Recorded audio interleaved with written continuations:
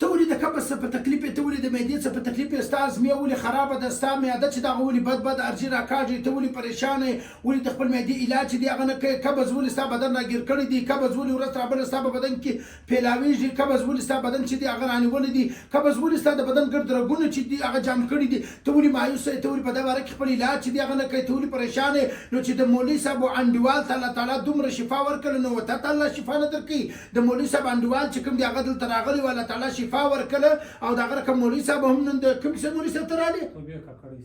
د توبې کاکړي څه مولوي صاحب چې دی هغه راغلی دي او بیا چې کوم دی هغه ستا چې کوم انډیوال چې کوم مولوي صاحب ته یادوي مولوي صابر صاحب چې کوم ستا انډیوال دی هغه ته الله شفا ورکړله او بیا ته هم دلې رالې او د هغه مولوي صابر صاحب تکلیف چې کوم دی هغه د چیرته و